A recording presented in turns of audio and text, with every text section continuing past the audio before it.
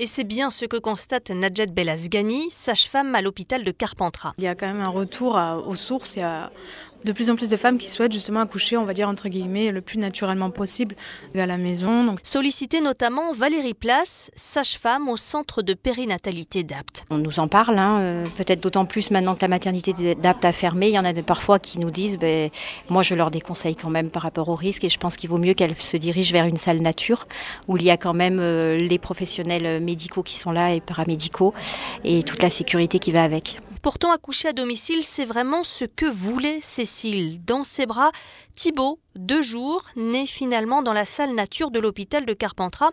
C'est pas du tout ce qui était prévu. À la maison, en fait, le fait d'être suivie par une sage-femme qui allait être là le jour J, je savais exactement avec qui j'allais être.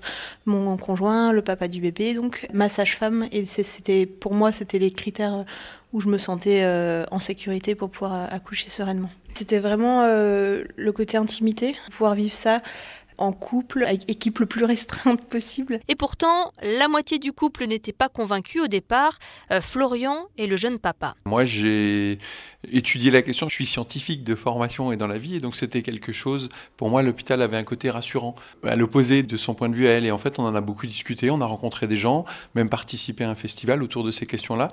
Et du coup, j'ai découvert tout un univers que je connaissais pas, et je me suis réapproprié, je pense, mon rôle de père avant la naissance. Sauf qu'une fois décidé, il a fallu trouver une sage-femme qui pratiquait l'accouchement à domicile.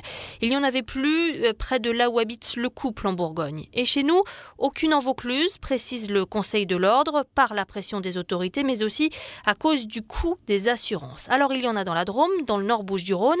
C'est pour ça que la jeune maman a décidé de vivre les 3 derniers mois de sa grossesse ici. Sauf qu'il n'y a pas eu de 3e mois. Thibaut est arrivé un peu trop tôt. Il a fallu accoucher à l'hôpital. Heureusement, la salle nature était libre.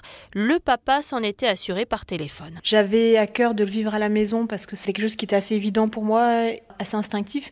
Mais la salle nature me semble vraiment une super alternative pour pouvoir se sentir plus en sécurité éventuellement si on a besoin de se sentir en sécurité à l'hôpital, tout en ayant un confort au niveau des mouvements, au niveau de l'espace, au niveau de l'ambiance de la pièce. Donc oui, pour moi, c'est une super alternative. À Carpentras, selon le directeur de l'hôpital, 3 femmes enceintes sur 10 désirent un accouchement le plus naturel possible.